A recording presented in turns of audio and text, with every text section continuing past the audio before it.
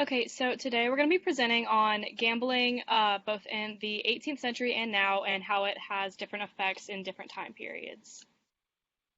So gambling in the 18th century and present day have many similarities and differences, including what it looked like, opinions about it, and how it affected mental health and the community that was surrounding it in the time period.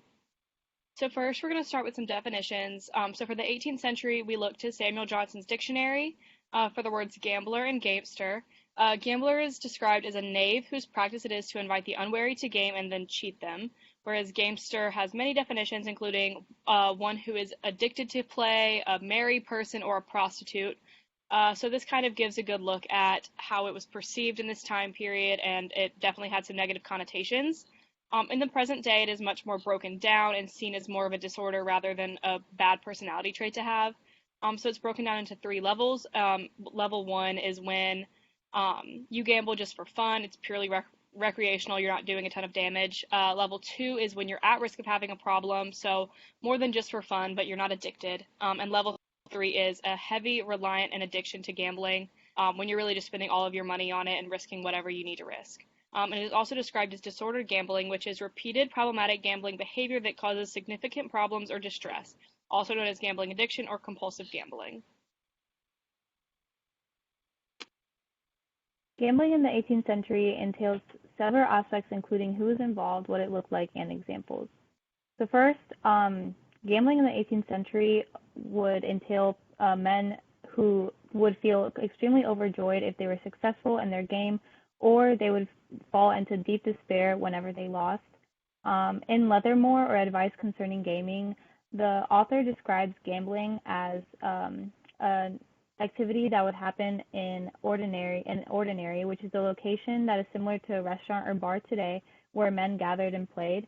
At ordinaries, there was commonly many quarrels and arguments basically every night that there was gambling, and these would end up in either an affront or a duel in the following morning.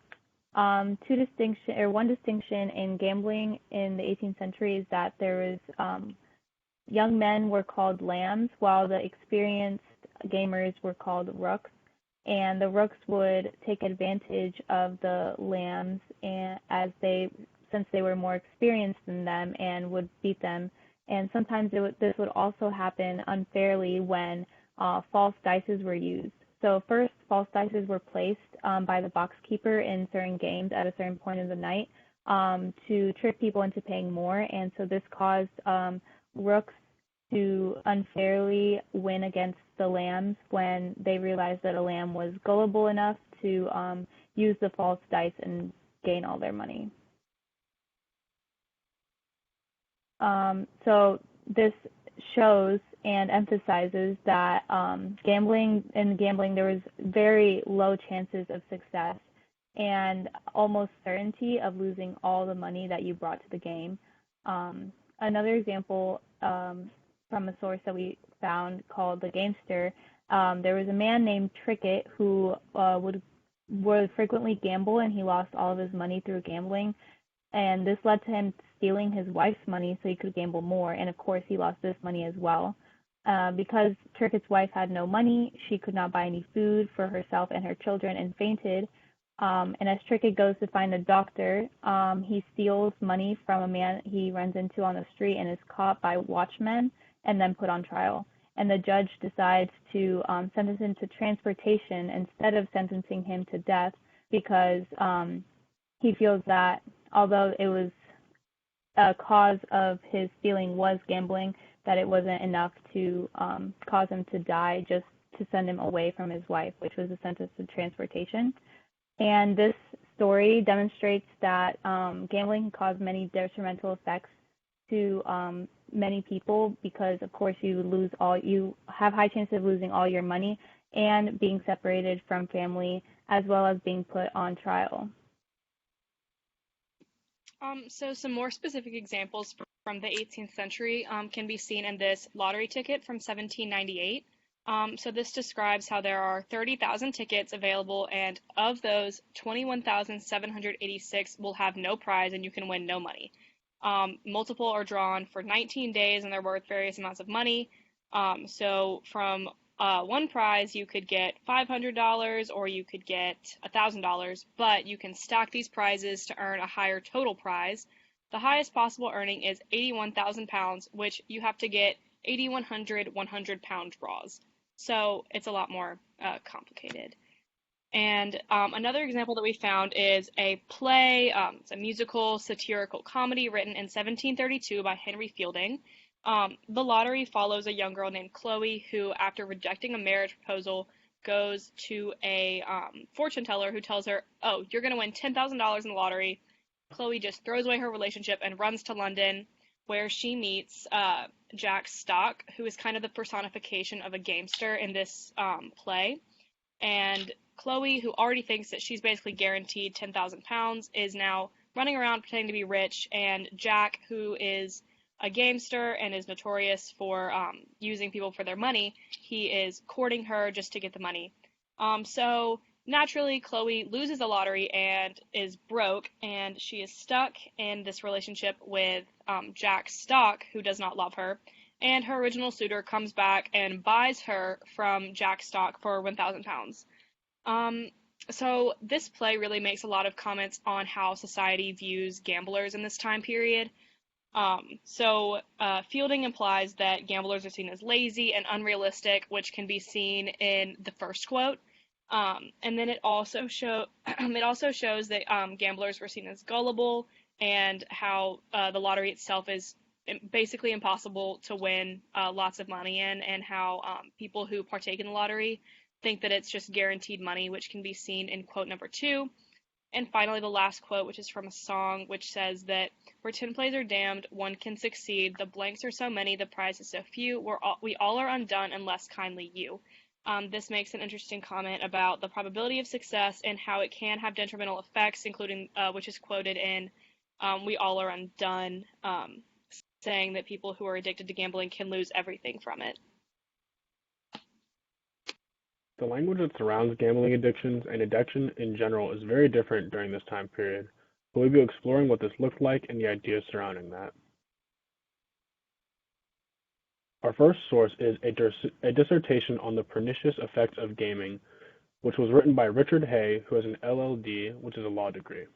So this means that he's not really taking a medical exploration of gambling addiction, but again, talks much more in a philosophical way and moral way of it.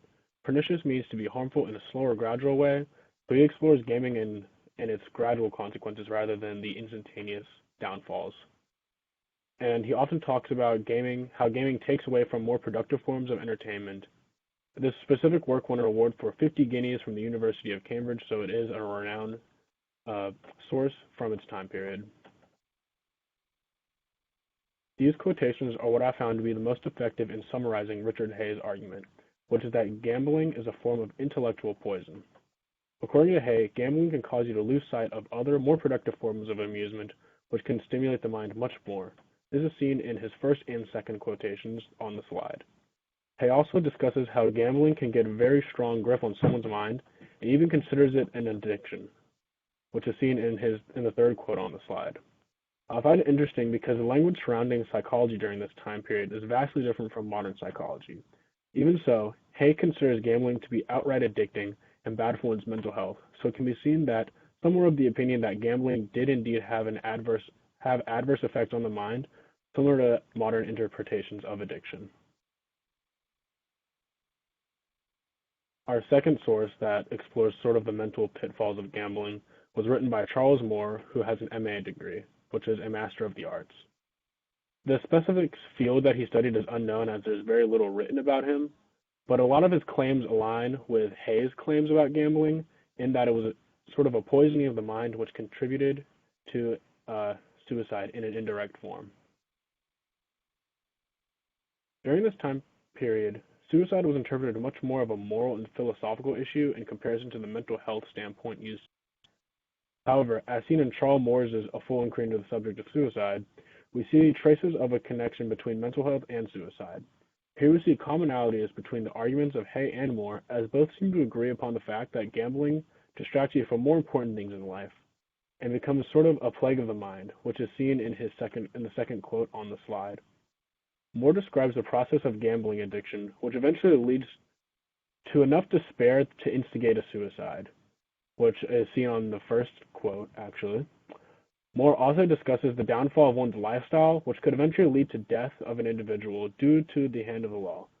So gambling often led to a sort of dangerous lifestyle that involved crime, and eventually this could lead to someone's death.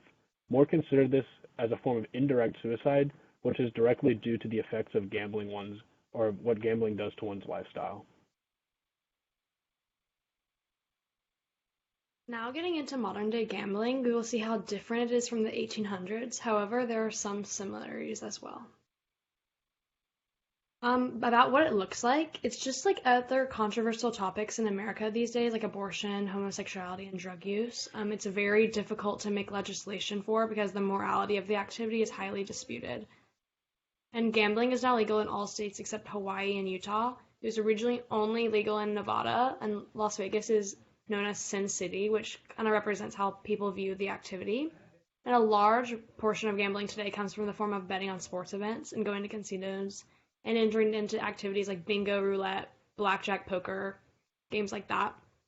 And they don't really require any skill. It's all pure luck. And then modern gambling machines implement technology, which makes it less likely to be able to cheat on them. It's also kind of disputed that like investing in the stock market obsessively is gambling in disguise, which is pretty interesting, I think, because it is like when you think about it, is kind of like that.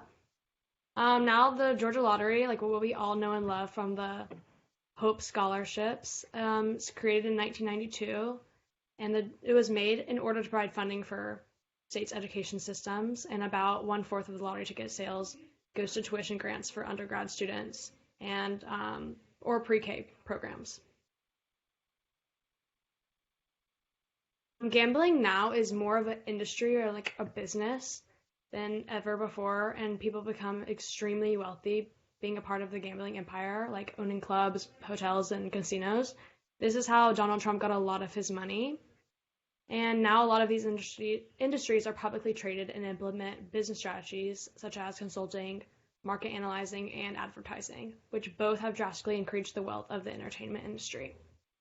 And Las Vegas is now a huge vacation destination for people of all ages and is centered around gambling, but they also like attract children through other things. And now Atlantic City has built their city based on Las Vegas, so it's becoming more popular. The effects of gambling, it's also considered the fastest growing addiction among young people. And adolescents are more likely to gamble illegally than adults because they're more like risky and like bad than adults are. And is now like more accessible with online games and exposure from their peers and parents. And sports betting is really popular on college campuses, which can be a gateway into other high-risk activities, like going to Vegas or just like buying lottery tickets. And now legalized gambling can revitalize communities and bring jobs, building infrastructures, and attracting tourists. But some argue that this is like bad moral-wise, and it can cause like more addiction problems to their city. In comparison, gambling in the 18th century, there was a lot more cheating in it, as well as there's a distinction between the lambs and the rooks as they gathered in the ordinary. In addition, it is more likely for you to lose all of your money or all of the money that you take to a game. And the lottery is improbable for success and can easily become addicted to it. And now it is harder to cheat with technology present, and there's really no true distinction between between players. And then people can go to the casinos or make a big vacation out of it and like make it a part of their lifestyle, or they can like it's very convenient because you can buy lottery tickets at grocery stores and gas stations or do it online. And now it's more of a business, and the effects are still the same. It can still lead to mental health problems and addiction issues, and the lottery is now kind of useful because it can fund things like education and stuff like that. In conclusion, we began by analyzing what gambling addiction looked like and sort of the definitions of gambling in the 18th century. We then explored what gambling looked like in the 18th century, which typically took place in ordinaries, which were often highly corrupt, restaurants or bars that people often cheated in, and fighting occurred nightly. We then also looked at The Gamester, which portrays 18th century gambling and the detriments that it has. We then explored what mental health looked like in the 18th century and sort of the language surrounding gambling addiction and mental health. And that was seen through the pernicious effects of gaming and a full inquiry into the subject of suicide. We also talked about how lottery tickets were popularized during the 18th century, which are still used in our modern day forms of gambling. And we then compared and contrasted sort of the 18th century gambling and modern day gambling. And here are our works cited.